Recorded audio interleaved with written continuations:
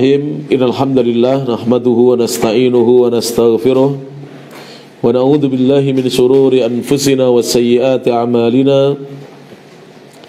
Man yahdihillahu fala mudhillalah wa man yudlil fala hadiyalah.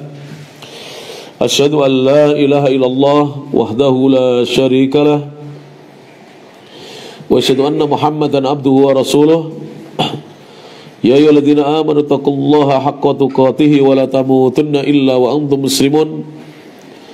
Ya ayyuhan nasu taqu rabbakumul ladzi khalaqakum min nafsin wahidah wa khalaqa minha zawjaha wa batha minhuma rijalan katsiran wa nisaa'a wattaqullaha alladzi tasaaluna bihi wal arham innallaha kana 'alaikum raqiba.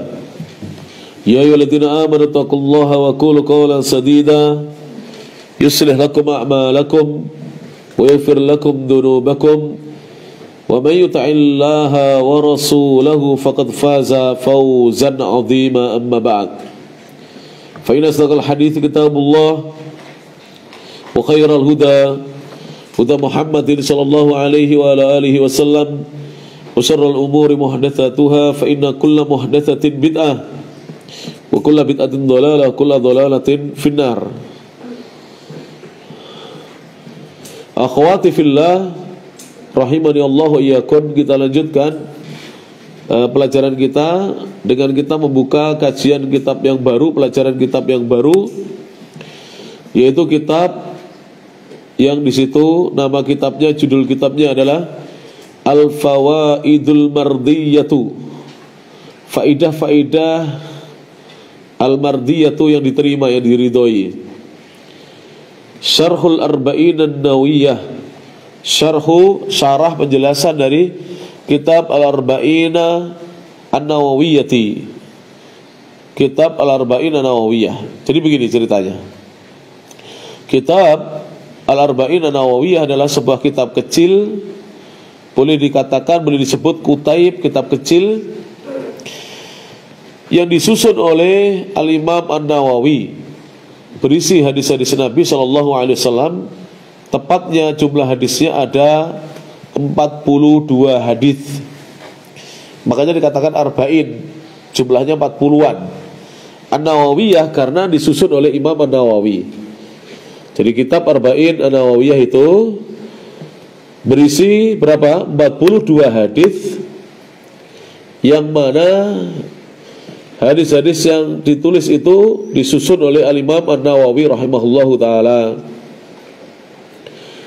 Dari kitab tersebut, ulama-ulama yang datang belakangan itu memberikan syarah penjelasan. Jadi memberi syarah penjelasan, dijelaskan hadis-hadisnya. Dan di antara syarah penjelasan adalah kitab yang ada di tangan anti sekarang ini semuanya, ya, untuk semuanya, yaitu kitab Al-Fawaidul Mardiyah.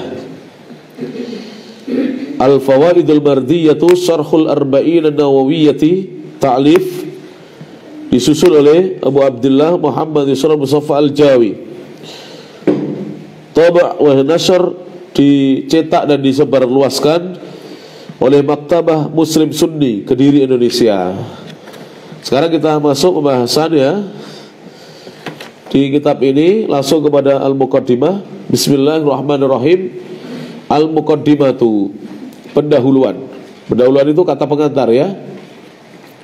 Alhamdulillahi, segala puji hanya milik Allah.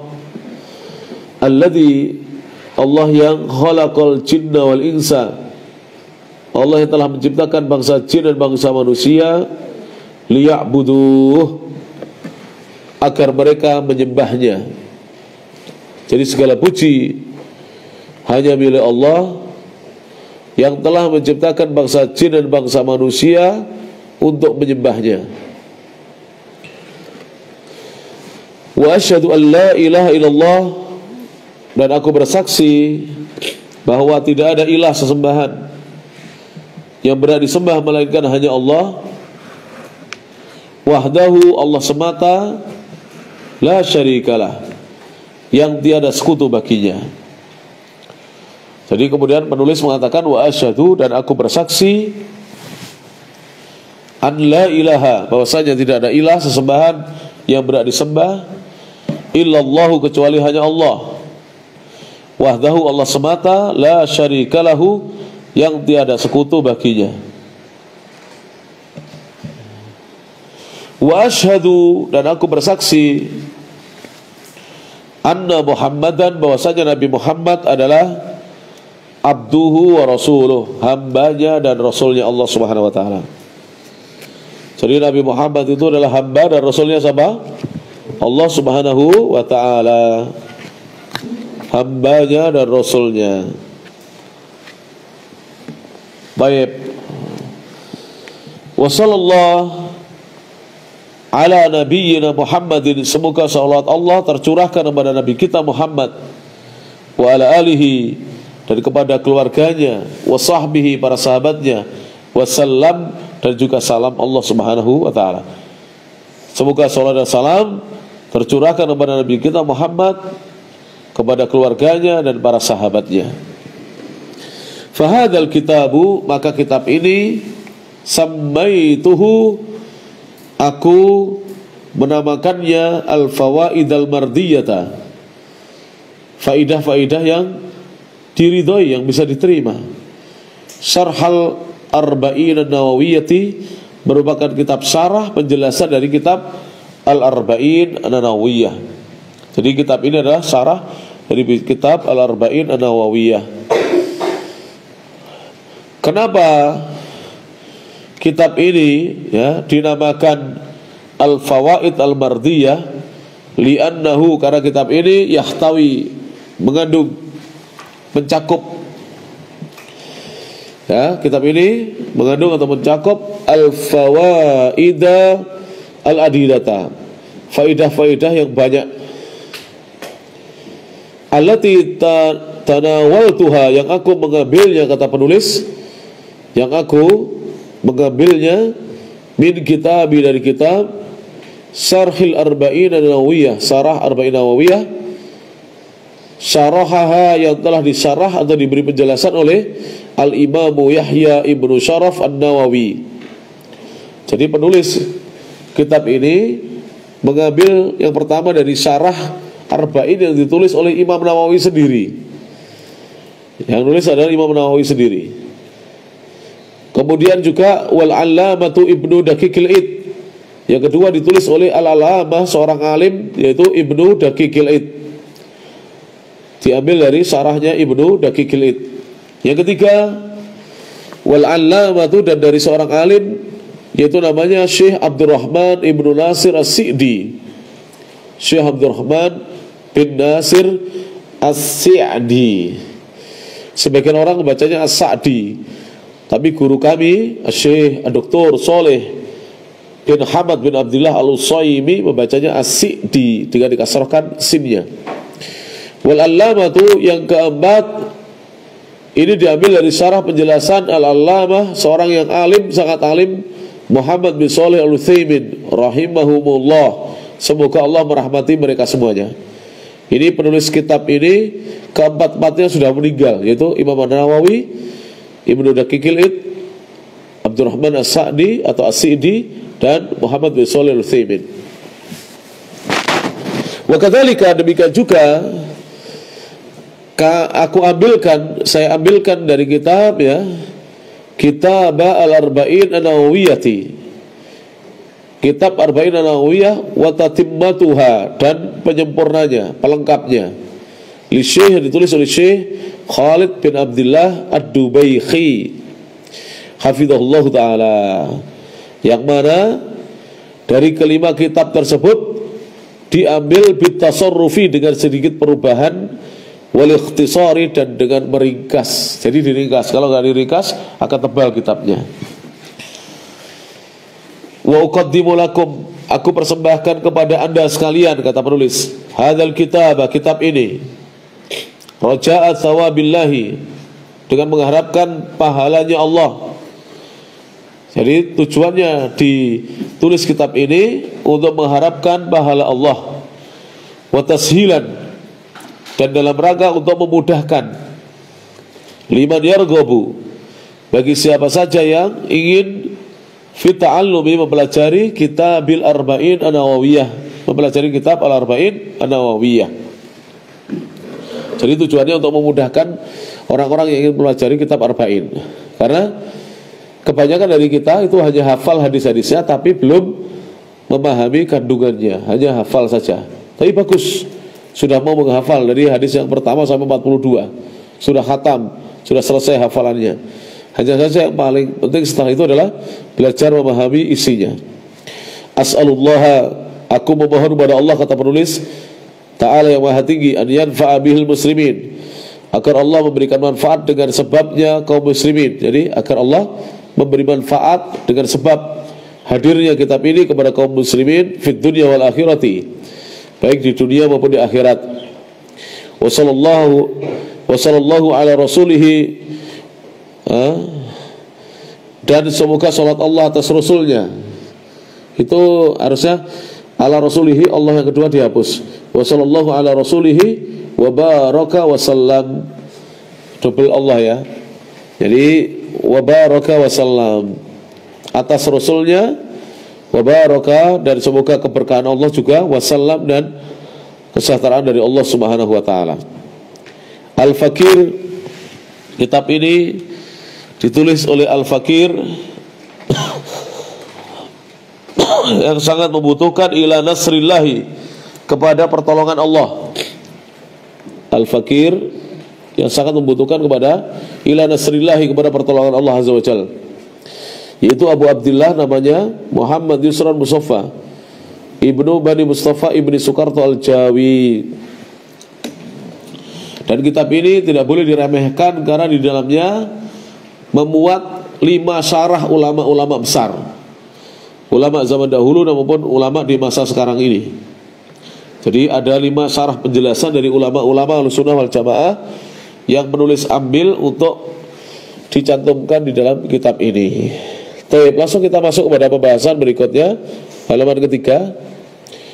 Qala al-Imamul Hafidhu, berkata al-Imam al-Hafidh. Al-Hafidh itu kalau dahulu itu minimal menghafalkan sekitar 100.000 hadis. Coba dahulu ya. Kalau di zaman sekarang ya Al-Hafidh itu hanya penghafal Quran. Kalau dulu tidak. Kalau Al-Hafidh itu setelah menghafal Quran, menghafalkan Al-Quran, menghafalkan hadis-hadis Rasulullah SAW. Syekhul Islam, Syekhnya Islam, Muhyiddin, gelarnya adalah Muhyiddin, seorang yang menghidupkan agama, yang melestarikan agama. Abu Zakaria, kunyahnya Abu Zakaria, bapaknya Zakaria, padahal beliau belum menikah sampai wafatnya. Yahya ibnu Syaraf An-Nawawi, namanya Yahya, bapaknya namanya Syaraf. Beliau lebih dikenal dengan Imam An-Nawawi, nisbah kepada Nawa. Nawa itu daerah kelahiran beliau. Al-Harrani Ad-Dimashqi Asy-Syafi'i, beliau dilahirkan wulida sanata wahidatin wa thalathina wa sittimi'ah, lahir pada tahun 631. Wa tuwfiya sanata sittin wa sab'ina wa sittimi'atin, 676. Jadi beliau ini lahir 631, wafat 676, di usia 45 tahun. Masih muda beliau. Jadi wafatnya di usia sangat muda, 45 tahun, rahimahullahu ta'ala. Semoga Allah merahmati beliau rahmatan wasi'atan, dengan rahmatnya yang luas. Rahimahullahu, ya, rahmatan wasi'atan, semoga Allah merahmati beliau rahmatan, dengan rahmat yang wasi'atan, yang luas. Al-Imam An-Nawawi, sudah hafal ya? Imam An-Nawawi namanya siapa? Namanya Yahya ibnu Syaraf An-Nawawi Al-Harrani Ad-Dimashqi Asy-Syafi'i. Kunyahnya Abu Zakaria, gelarnya Muhyiddin, ya, Syekhul Islam. Beliau Imam An-Nawawi ini mengikuti cara pandangnya Imam Syafi'i dan ulama-ulama Syafi'iyah dalam memahami dalil.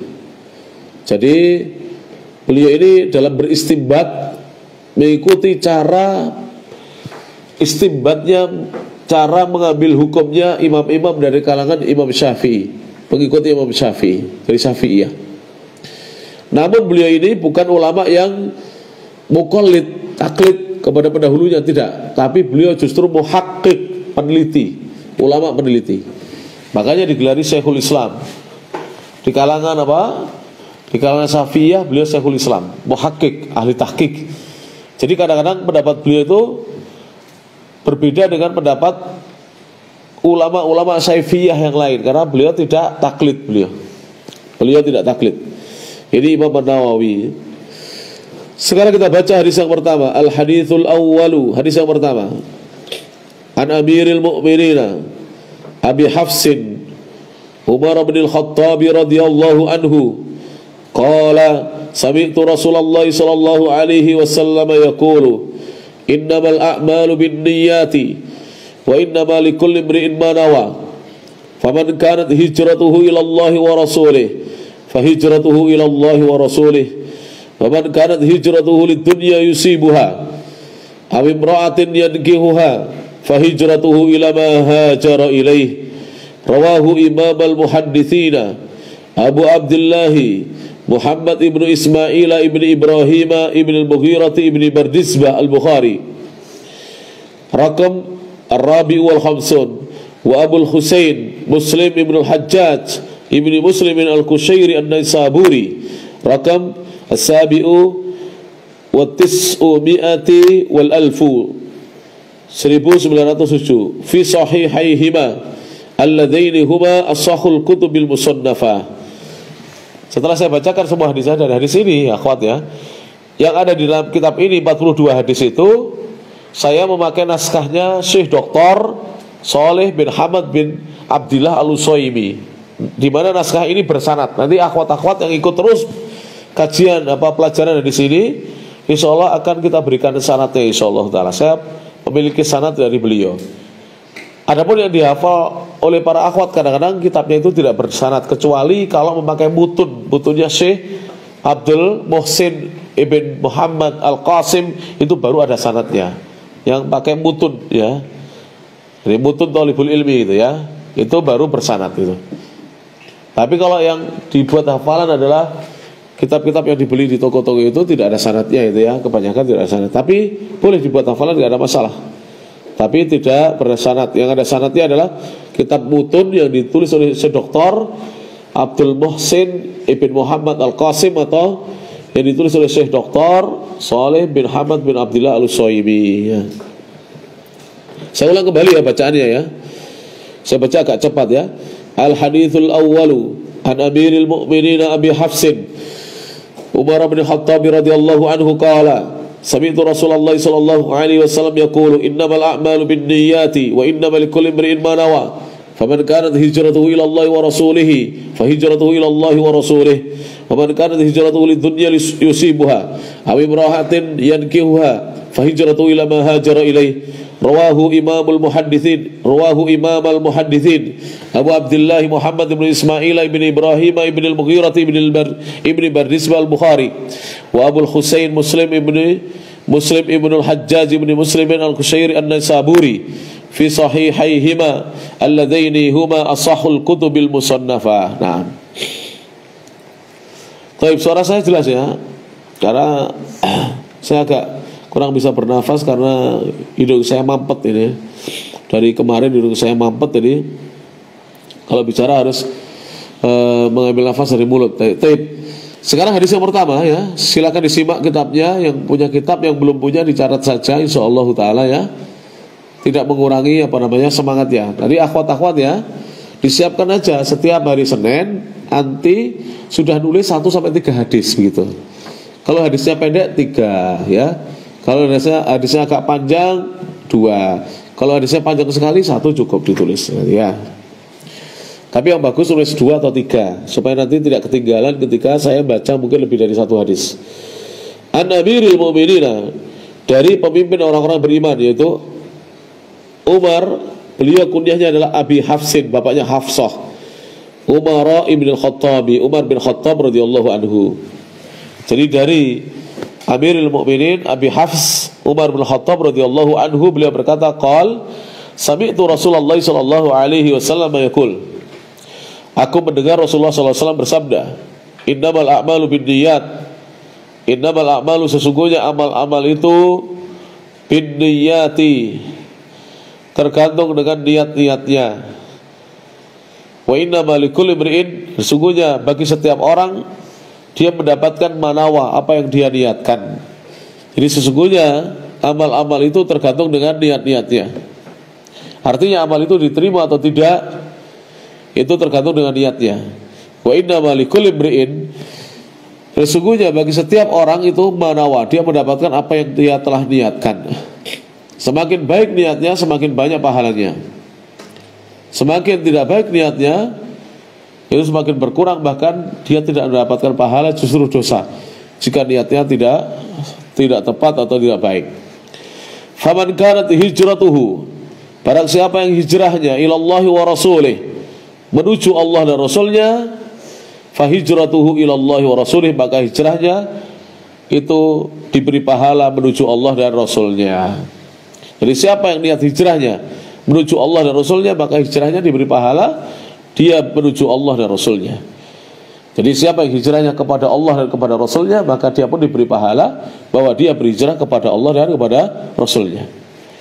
Wa man kanat hijratuhu lidunya, barang siapa yang hijrahnya karena dunia, dia ingin mendapatkan dunia, yusibuha, yang dia ingin mendapatkannya, awimro'atin, atau karena wanita, yankihuha, yang dia ingin menikahinya, fahijratuhu, maka hijrahnya orang itu ila, kepada mahajara ilaih, apa yang dia berhijrah kepadanya. Jadi hijrahnya karena dunia, ya dapatnya dunia, itu kalau dapat. Hijrahnya karena wanita, dapatnya wanita, ya kalau wanita yang mau dilamar, kalau tidak mau ya. Maka jangan sampai kita dalam beramal itu karena dunia atau karena sesuatu. Misalnya begini, akhwat-akhwat ya, misalkan dia rajin membaca Quran. Kenapa? Karena temannya satu pondok itu kakaknya tampan misalnya, supaya nanti dia bisa dapat kakaknya temannya. Tidak boleh itu. Berarti dia menghafal Qurannya karena ingin dinikahi oleh kakak temannya. Tidak boleh. Jelas? Jadi harus niatnya karena Allah Subhanahu wa taala. Menghafal Quran itu karena Allah, bukan karena orang tua, bukan karena ustadzah, ya, bukan karena teman, bukan karena siapapun, karena Allah Subhanahu wa taala. Hadis ini rawahu, diriwayatkan oleh Imam al-Muhadditsin, dua imam ahli hadis. Imamah itu dua imam artinya. Asalnya imamani, karena dia menjadi mudhaf maka nunnya dihapuskan. Imam al-Muhadditsin, imamnya para ahli hadis. Dua imamnya para ahli hadis yaitu siapa? Abu Abdullah kunyahnya Muhammad bin Ismail bin Ibrahim bin Al-Mughirah bin Barzisbah Al-Bukhari, hadis nomor 54. Dan yang kedua Imam Abul Husain, kunyahnya Abul Husain, Muslim bin Al-Hajjaj bin Muslim Al-Qushairi An-Naisaburi. Jadi Imam Muslim ini namanya sama dengan nama kakeknya, biasa orang Arab begitu. Namanya ketemu lagi. Yang ini agak seni ya, agak membuat kita takjub.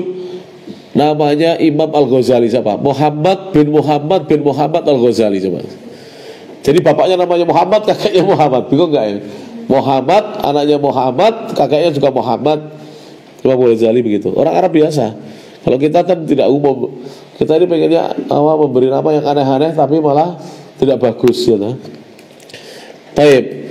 Hadis nomor 1907. Dan hadis ini ada fi sahihaihima, ada pada kedua kitab sahih keduanya, alladzaini, yang mana keduanya, ya, huma, keduanya, as-sahul kutubil musannafati, termasuk kitab yang paling sahih dari kitab-kitab al-musannafati yang disusun. Jadi dari kitab-kitab susunan yang disusun oleh para ulama, kitab yang paling sahih itu adalah kitab Sahih Al-Bukhari dan Sahih apa? Muslim. Jelas ini akhwat ya, dua kitab ini. Sekarang bayanul mufradati, penjelasan kata-kata yang masih asing. Al-mufradat itu kata-kata baru, kosakata ya. Yang pertama, an-niyatu, kan di situ ada kata-kata innamal a'malu binniyati.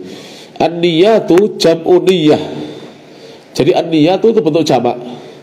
Jamak dari kata niyah. Niyatun jamaknya adalah niyat, panjang ya.